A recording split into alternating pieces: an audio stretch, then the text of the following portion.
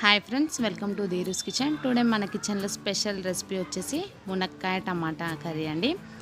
ఈ వేసవిలో మనకు మునక్కాయలు అనేవి చాలా విరివిగా లభిస్తాయి. మునక్కాయలో ఉన్న పోషకాలు అంతా ఇంత కాదు. మరి ఆ మునక్కాయతో చేసే టమాటా కర్రీ కూడా చాలా టేస్టీగా ఉంటుంది. పోషకాలతో పాటు మనకు టేస్ట్ కూడా ఉంటుంది.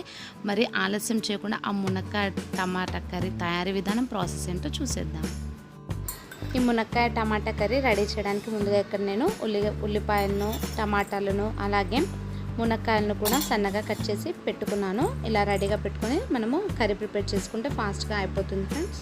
ఇప్పుడు గ్యాస్ ఆన్ చేసి ప్రెషర్ కుక్కర్ని పెట్టుకుందాం. ఇందులో ఒక 2 టేబుల్ స్పూన్ల ఆయిల్ని యాడ్ చేసుకోవాలి.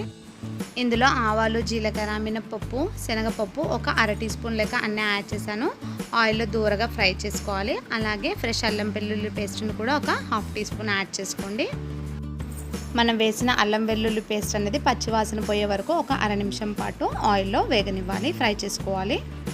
ఇప్పుడు ఇందులో మనం కట్ చేసి పెట్టుకున్న ఉల్లిపాయ ముక్కలను పూర్తిగా యాడ్ చేసుకొని ఒక 2 నిమిషాల పాటు ఆయిల్లో దూరగా వేగనివ్వాలి. ఉల్లిపాయ ముక్కలు సగం వరకు మగ్గిన తర్వాత మనం కట్ చేసి పెట్టుకున్న మునక్కాయ ముక్కలను కూడా యాడ్ చేసుకుని ఒక 2 నిమిషాల పాటు మగ్గనివ్వాలి. అలాగే టమాటా ముక్కలను కూడా యాడ్ చేసుకొని మగ్గనిద్దాం. అలాగే కొద్దిగా పసుపును కూడా యాడ్ చేసుకొని మిక్స్ చేసుకొని ఒక 5 నిమిషాల పాటు మీడియం ఫ్లేమ్లో మగ్గనివ్వాలి. ఇప్పుడు ఇందులో నేను ఉప్పు, కారం రెండింటిని కూడా మిక్స్ చేసి వేస్తున్నాను. ఒక 1.5 టీ స్పూన్ వరకు వేస్తున్నాను.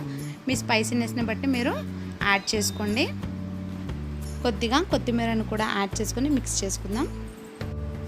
ఇందులో కొద్దిగా వాటర్ని యాడ్ చేసుకుందాం. టమాటాలో వాటర్ కంటెంట్ ఉంటుంది కాబట్టి మనం ఇక్కడ ప్రెషర్ కుక్కర్లో వేస్తున్నాం కాబట్టి కొద్దిగానే వాటర్ని యాడ్ చేసుకోండి, మరీ ఎక్కువగా అవసరం లేదు. ఇప్పుడు మూత పెట్టి 3 విజిల్స్ వచ్చేసిన తర్వాత గ్యాస్ ఆఫ్ చేసుకుంటే సరిపోతుంది. ఇప్పుడు కుక్కర్ ప్రెషర్ అంతా పోయాక మూత తీసి ఒకసారి మిక్స్ చేసుకోండి. ఇలా మీకు ఇక్కడ చూసిన విధంగా కాస్త గ్రేవీ లాగా కావాలనుకుంటే ఇలాగే ఉంచేసుకోవచ్చు. అంతే ఫ్రెండ్స్, ఎంతో సింపుల్ అండ్ టేస్టీ మునక్కాయ టమాటా కర్రీ రెడీ అయిపోయింది. దీన్ని సర్వ్ చేసుకుందాం. ఇలా వేడివేడిగా మునక్కాయ టమాటా కర్రీని మీరు కూడా నేను చేసిన విధంగా తప్పనిసరిగా ట్రై చేయండి.